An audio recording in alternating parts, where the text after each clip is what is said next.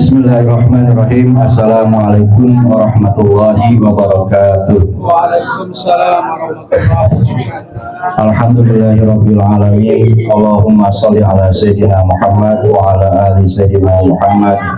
Amma ba'du. Yang saya hormati Bapak Ibu, adik-adik sekalian, alhamdulillah pada malam hari ini saya bisa hadir lagi di majelis pengajian Mushola Al-Ikhlas ini.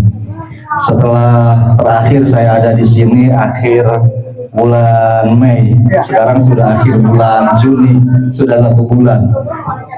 Iya, 2 minggu yang lalu saya nggak bisa hadir di jadwal saya karena haul ayah saya. Sabtu kemarin saya minta jadwal saya ke Pak Nasuha.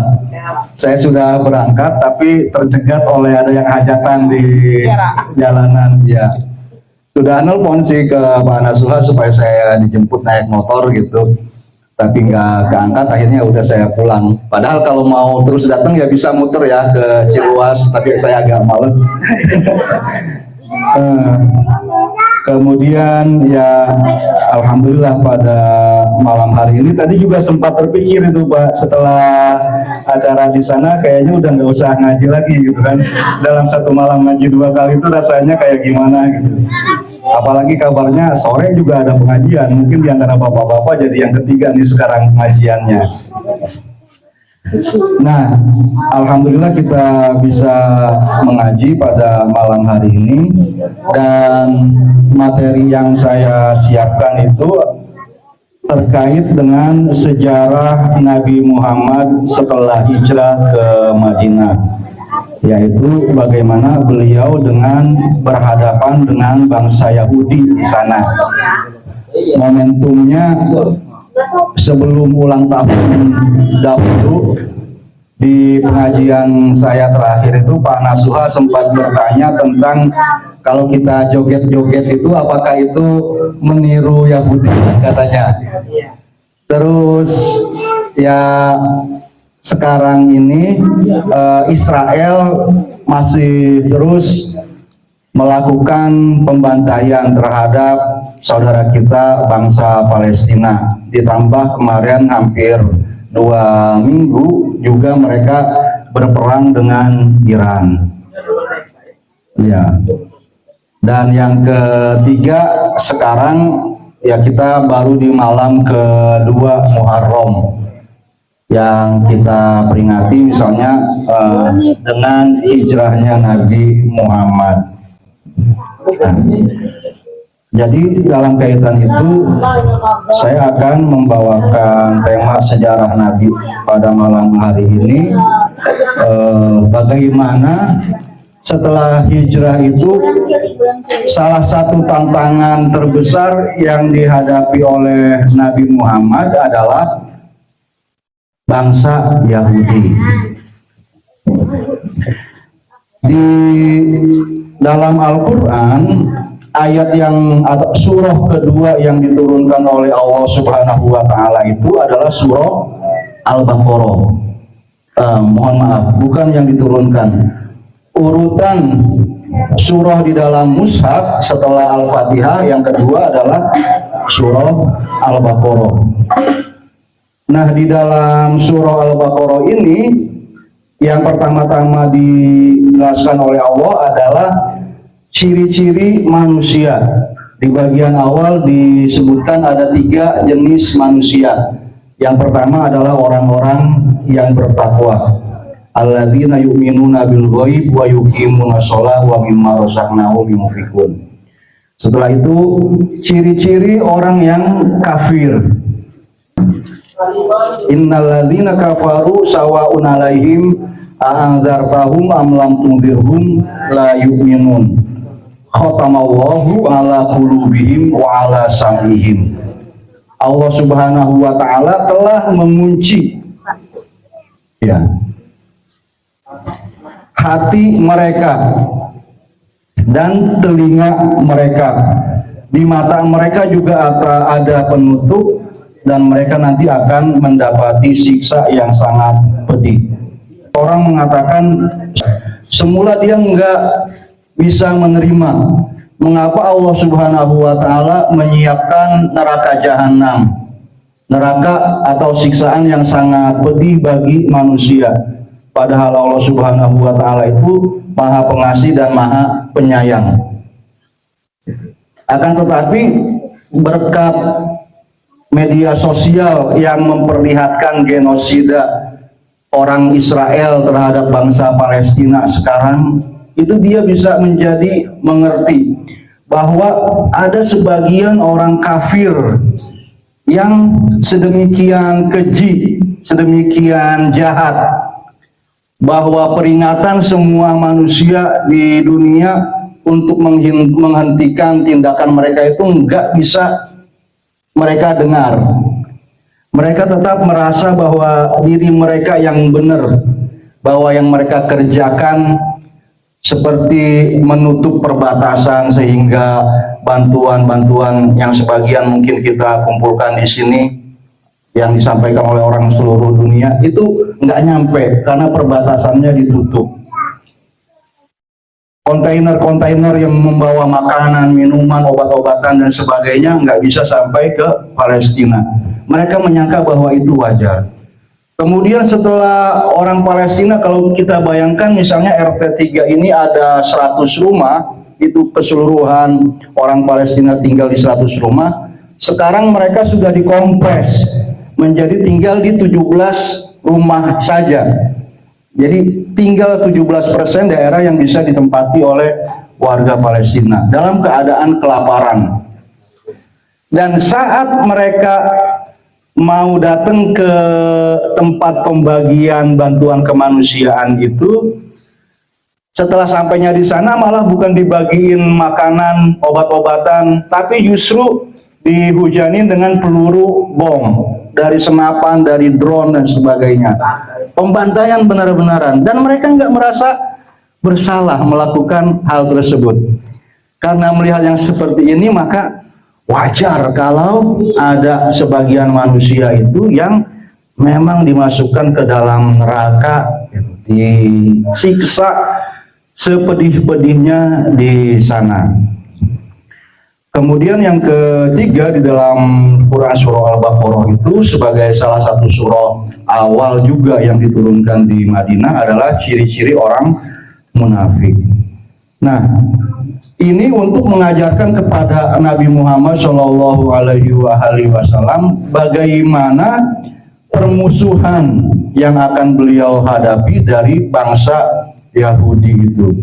Meskipun antara Bani Israel dengan negara Israel sekarang itu boleh bahkan dibilang nyaris tidak ada hubungannya.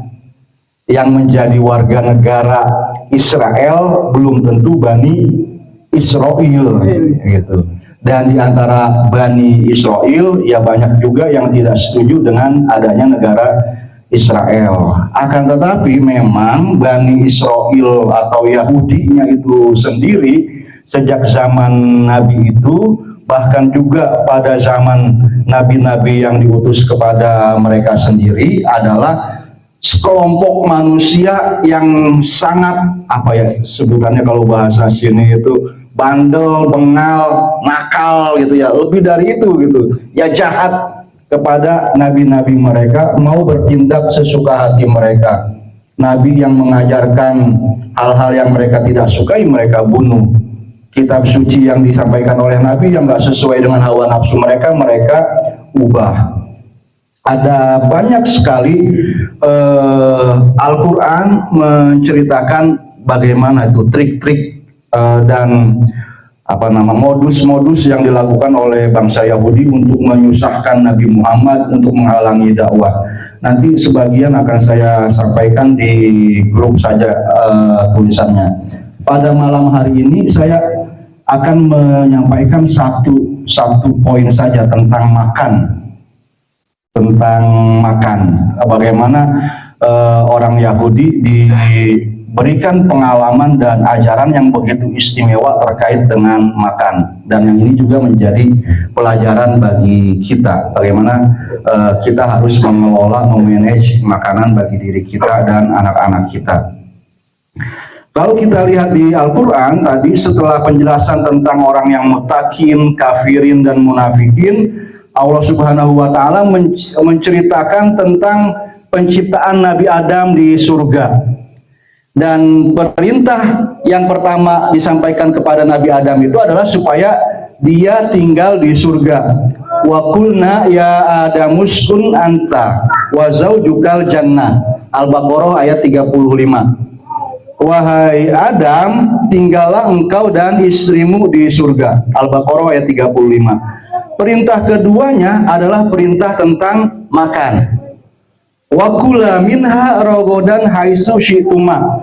Makanlah di surga itu dengan bebas, dengan mudah, tanpa perlu berlelah-lelah, bersusah payah mencari makanannya. Sudah tersedia. Wala taqrabu hadhihi syajarah fatakuna minaz zalimin. Tapi jangan kamu berdua dekati pohon ini. Jadi yang pertama-tama, makan itu bisa jadi urusan yang bukan merupakan beban bagi manusia, tapi adalah kuasa Allah Subhanahu wa Ta'ala. Dia sudah menciptakan makhluknya berupa manusia yang seperti ini, dan salah satu cirinya adalah butuh makan. Tapi makan bukan menjadi kesusahan kita, gitu ya, karena Allah sendiri yang menyiapkan. Tapi itu kan di surga. Mungkin Bapak Ibu berpikir seperti itu. Tidak, setelah manusia di dunia itu juga bisa makan itu disediakan oleh Allah Subhanahu wa Ta'ala, seperti yang dialami oleh bangsa Yahudi. Pada lembaran-lembaran berikutnya, kalau Bapak Ibu membaca surah Al-Baqarah, itu akan mendapati bagaimana kisah bangsa Yahudi sejak mereka diselamatkan oleh Allah dari Fir'aun. Kemudian Nabi Musa dipanggil oleh Allah Subhanahu wa Ta'ala ke Bukit Tur Sina selama 40 hari, tapi bangsanya tidak sabar menunggu dan mereka membuat patung anak sapi. Kemudian Nabi Musa datang membawakan Taurat, tapi mereka tidak mau beriman kepada Taurat. Mereka berkata, wahai Musa, kami ingin melihat Allah secara nyata, gitu. Maka mereka diajak ke Bukit Tur Sina lagi. Kemudian Allah Subhanahu wa Ta'ala memperlihatkan kuasanya ke gunung. Lantas orang-orang yang ada di sana semuanya pingsan. Kemudian ya, mereka pingsan atau bisa juga dibilang mati. Setelah mereka mati, mereka dihidupkan lagi. Nah, setelah melakukan kesalahan yang sangat banyak seperti itu, tidak mau beriman setelah melihat kuasa Allah yang bermacam-macam, Allah Subhanahu wa Ta'ala tetap memberikan nikmat kepada mereka supaya mereka bisa bertobat, bisa kembali. Di ayat 57 Al-Baqarah, Allah berfirman, wa zalnalna alaikumul ghamama wa anzalna alaikumul manna wassalwa kulu min thayyibati ma razaqnakum. Mereka dinaungi oleh awan supaya enggak kepanasan. Kemudian untuk makannya diberikan makanan yang enak-enak, yaitu burung dara, dan minumannya madu. Kulu min thayyibati ma razaqnakum. Makanlah yang terbaik yang telah kami anugerahkan kepada kalian. Ini juga menjadi pelajaran bagi kita tentang poin tadi, bahwa Allah Subhanahu wa Ta'ala bisa menyiapkan makanan kepada kita semata-mata dan merupakan rahmatnya. Ya, seperti berkat yang kita terima dari acara kalau ada riungan-riungan seperti itu, gitu kan. Kita nggak melakukan kerja apa-apa, tinggal menikmatinya. Jadi Allah Subhanahu wa Ta'ala itu memperkenalkan dirinya, misalnya di surah Quraisy, allazi at'amahum min ju' wa amanahum min khauf. Allah lah yang memberikan makanan kepada manusia ketika manusia itu lapar, dan memberikan rasa aman kepada mereka ketika mereka takut. Jadi kalau seperti itu tugas kita apa? Ya tugas kita tinggal mendekatkan diri kepada Allah. Akan tetapi kemudian ya secara alamiah makan itu memang harus dicari sebagai bagian dari mencari rezeki. Tapi bagaimana mencari rezeki ini? Saya ingin turun sekarang kepada kisah. Kalau tadi itu pada zaman Nabi Musa, sekarang kita mengenal namanya Siti Maryam, ibunda dari Nabi Isa. Nah, Siti Maryam ini itu diserahkan oleh ibu dan ayahnya untuk tinggal di masjid, ya kalau buat orang Islam, di tempat ibadahnya orang Yahudi kepada Nabi Zakaria. Gitu. Nah, pada masa beliau Siti Maryam itu masih muda, gitu, mengkhususkan diri seluruhnya untuk ibadah, untuk mengurus Masjidil Aqsa, mungkin itu makanan bisa datang ke kamarnya tanpa Siti Maryam itu melakukan kerja juga. Gitu. Buah-buahan yang bukan musimnya bisa ada di kamarnya, sehingga Nabi Zakaria sendiri merasa heran. Itu bisa menjadi pelajaran bagi kita bahwa salah satu tanda diterimanya taqarrub ibadah kita kepada Allah adalah rezeki datang seperti itu, tanpa perhitungan dan kerja matematis, kerja manusiawi. Bisa terjadi seperti itu. Akan tetapi ketika Siti Maryam melahirkan dan dia pergi ke pinggiran kota, setelah melahirkan itu lapar, makanan tidak tersedia seperti tadi.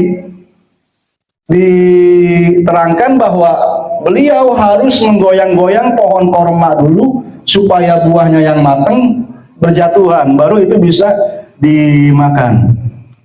Itu kan pelajarannya berarti sebaliknya. Kan kondisi beliau sekarang lebih dahsyat, sudah melahirkan seorang nabi yang mukjizat. Manusia itu ada yang lahir tanpa ayah dan ibu, yaitu Nabi Adam. Hawa katakanlah ada ayahnya, ada laki-laki sebelumnya. Kemudian Nabi Isa ada perempuan, ada ibunya, tapi tidak ada ayah. Selain itu ya seperti kita, harus ada laki-laki dan perempuan, harus ada ayah dan ibu sebelum kita. Ini sudah satu-satunya mukjizat di dunia, ada makhluk yang lahir dari seorang perempuan saja. Setelah membawa mukjizat seperti itu, sang perantaranya yaitu Siti Maryam, untuk makannya tidak diberikan fasilitas seperti yang pertama, tapi harus kerja dulu. Apakah sekarang kondisinya udah nggak kayak tadi?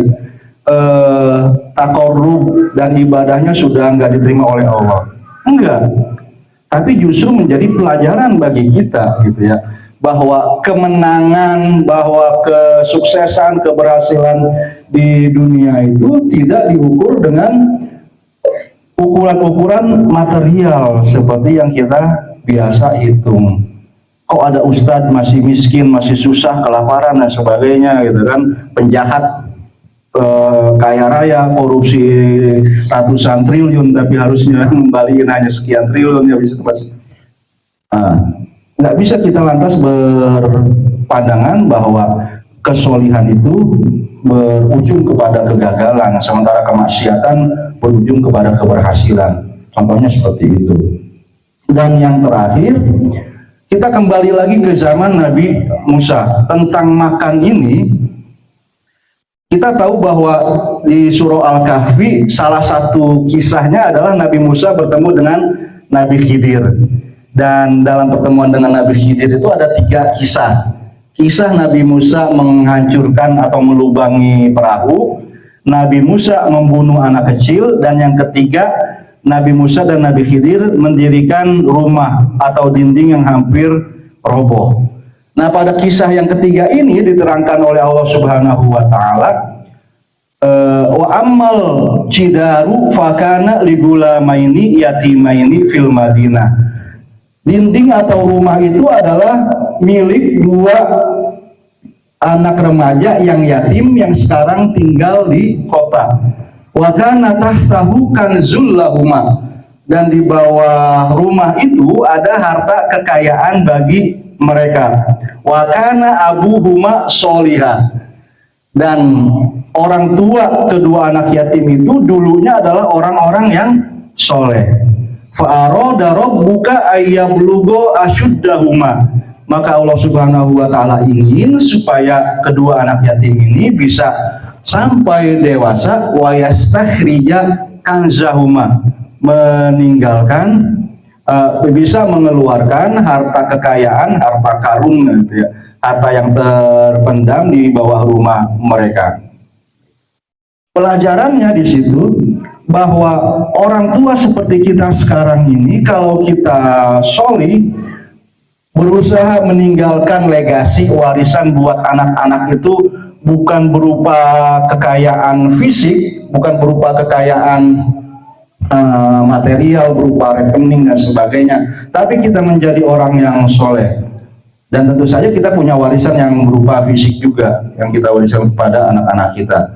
Maka Allah Subhanahu wa Ta'ala bisa mengirimkan dua makhluknya yang sangat mulia, yaitu Nabi Musa dan Nabi Khidir, untuk menjaga harta warisan kita itu. Tapi syaratnya adalah kita wakana abuhuma sholiha, kita makan untuk diri kita dan kita makan untuk ya anak-anak kita itu dengan cara yang halal.